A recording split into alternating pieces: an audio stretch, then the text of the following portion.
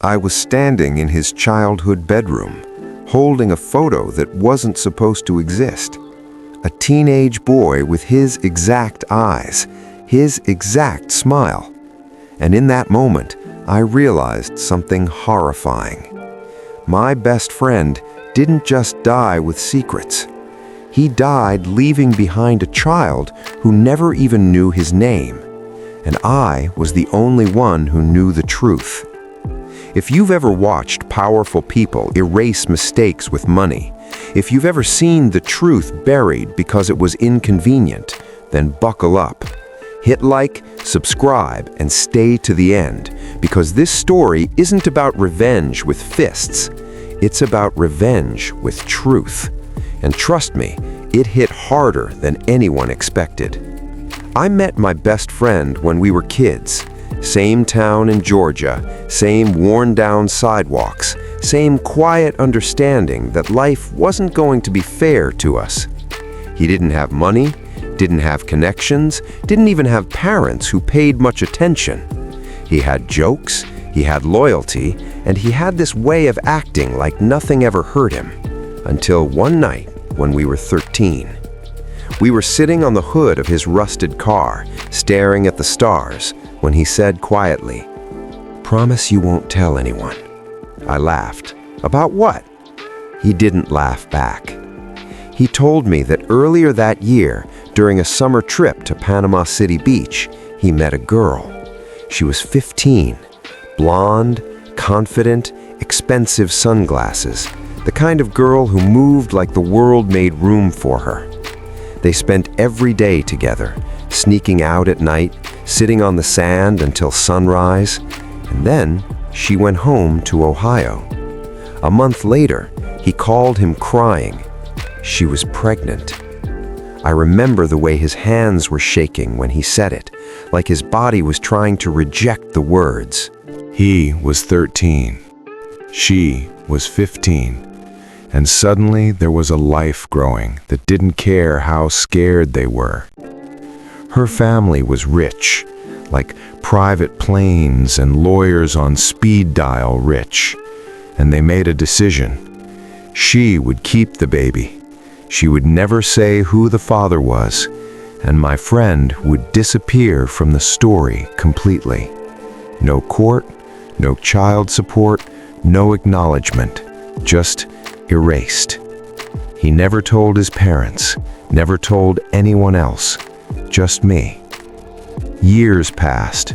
We grew up, got jobs, dated, built lives, and every once in a while, he'd go quiet.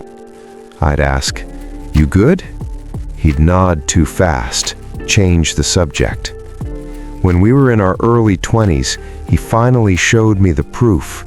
Photos. A boy, dark hair, that same crooked grin. I felt sick, because suddenly it was real. That wasn't a story anymore.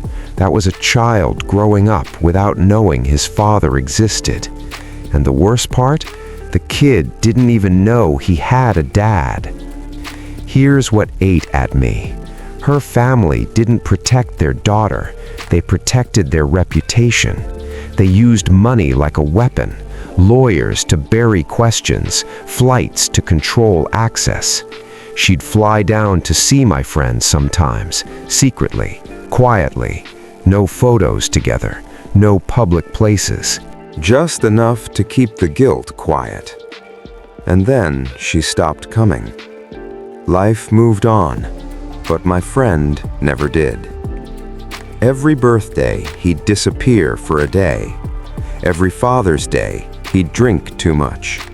He once said, half joking, "If I died tomorrow, my parents would never know they were grandparents."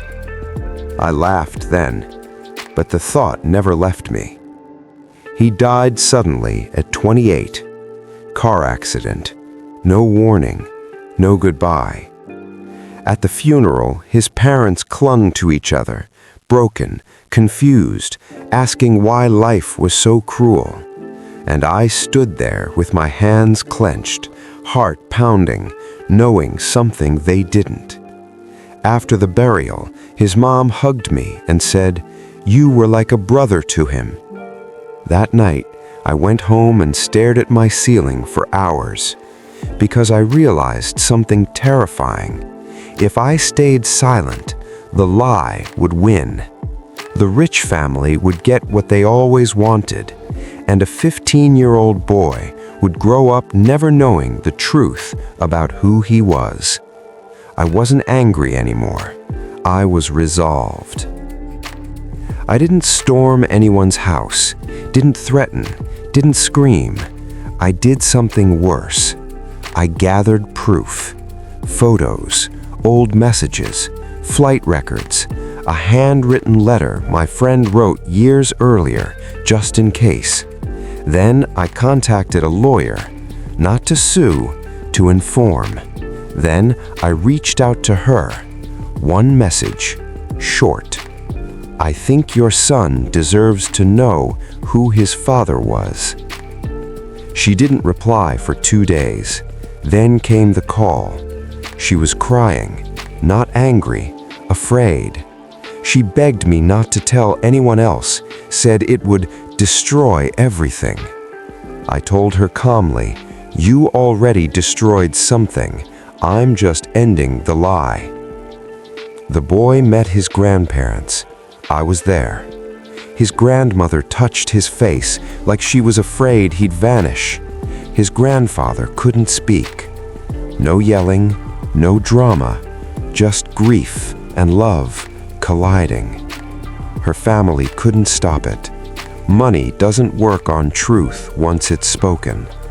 The boy didn't hate his mother, but he finally knew who he was. And that was the revenge. Not pain, not humiliation, but truth. Some people think revenge has to be loud to be powerful. It doesn't. Sometimes the most devastating thing you can do is let the truth breathe after it's been suffocated for years. If this story stayed with you, hit like. If you believe truth is the strongest form of justice, subscribe. And tell me in the comments, do you think some secrets deserve to die or to be revealed? I'll see you in the next story.